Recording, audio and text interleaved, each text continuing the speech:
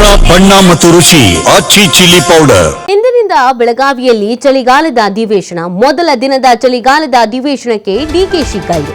ಇವತ್ತು ತೆಲಂಗಾಣ ಪ್ರವಾಸವನ್ನ ಕೈಗೊಳ್ತಾ ಇದ್ದಾರೆ DCM. Rising global ಸಮಿಟ್ನಲ್ಲಿ ಭಾಗಿಯಾಗಲಿದ್ದಾರೆ ಡಿಕೆಶಿ. ಸಂಜೆ ಬೆಂಗಳೂರಿಗೆ ವಾಪಸ್ ಆಗಲಿದ್ದಾರೆ ಡಿಕೆ ಶಿವಕುಮಾರ್ ಅನ್ನೋದು ಗೊತ್ತಾಗ್ತಾ ಇದೆ. ಡಿಕೆ ಶಿವಕುಮಾರ್ ಅವರು ಮೊದಲ ದಿನವೇ ಗೈರಾಗ್ತಾ ಇದ್ದಾರೆ. ಕಾರಣ ಅದು ಕಾರ್ಯಕ್ರಮವೊಂದರಲ್ಲಿ ಭಾಗಿಯಾಗ್ತಾ ಇರುವಂಥದ್ದು. ಇವತ್ತು ತೆಲಂಗಾಣ ಪ್ರವಾಸ ಕೈಗೊಳ್ತಾ ಇದ್ದಾರೆ ಡಿಸಿಎಂ ಅವರು.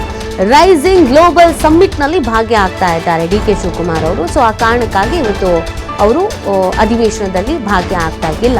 ಸಂಜೆ ಬೆಂಗಳೂರಿಗೆ ವಾಪಸ್ ಆಗ್ತಾರೆ. ನಾಳೆಯಿಂದ ಅಧಿವೇಶನದಲ್ಲಿ ಭಾಗಿಯಾಗಬಹುದು ಅನ್ನೋದ್ರ ಬಗ್ಗೆ ಮಾಹಿತಿ ಇದೆ. ಡಿಕೆ ಶಿವಕುಮಾರ್ ಅವರು ಕೂಡ ಹೈಲೈಟ್ ಈ ಅಧಿವೇಶನದಲ್ಲಿ. ಡಿಕೆ ಶಿವಕುಮಾರ್ ಅವರನ್ನ ಫೋಕಸ್ ಮಾಡ್ಕೊಂಡಿದ್ರು ಬಿಜೆಪಿ ಮತ್ತು JDSನವರು. ವಾಚ್ ವಿಚಾರ ಬೇರೆ ಒಂದಿದೆ, ಜೊತೆಗೆ CM ಕುರ್ಚಿ ವಿಚಾರ ಬೇರೆ ಇದೆ. ಸೊ ಆ ಕಾರಣಕ್ಕಾಗಿ ಡಿಕೆ ಶಿವಕುಮಾರ್ ಅವರು ಹೈಲೈಟ್ ಆಗಿದ್ರು. ಮೊದಲ ದಿನದ ಫೋಕಸ್ ಅವ್ರ ಮೇಲೆ ಇತ್ತು, ಆದರೆ ಮೊದಲ ದಿನವೇ ಅವ್ರು ಬರ್ತಾ ಇಲ್ಲ. ಅದಕ್ಕೆ ಕಾರಣ ರೈಸಿಂಗ್ ಗ್ಲೋಬಲ್ ಸಮ್ಮಿಟ್ನಲ್ಲಿ ಭಾಗಿಯಾಗ್ತಾ ಇರುವಂಥದ್ದು. ಆ ಕಾರಣಕ್ಕಾಗಿ ಇವತ್ತು ಸಂಜೆ ರಾಜಧಾನಿಗೆ ರಿಟರ್ನ್ ಆಗ್ತಾ ಇದ್ದಾರೆ. ಮೇ ಬಿ ನಾಳೆ ಬೆಳಗಾವಿ ಅಧಿವೇಶನದಲ್ಲಿ ಭಾಗಿಯಾಗಬಹುದಾದ ಸಾಧ್ಯತೆ ಇದೆ. ಬಿಜೆಪಿ ಮತ್ತು JDSನವರು ಪ್ಲಾನ್ ಮಾಡ್ಕೊಂಡಿದ್ರು ಯಾವೆಲ್ಲ ಅಸ್ತ್ರಗಳನ್ನ ನಾವು ಪ್ರಯೋಗ ಮಾಡಬೇಕು ಅಂತ. ಪ್ರಮುಖವಾಗಿ ಡಿಕೆ ಶಿವಕುಮಾರ್ ಅವರಿಗೆ ಸಂಬಂಧಪಟ್ಟಂತೆ 2 ಅಸ್ತ್ರಗಳು.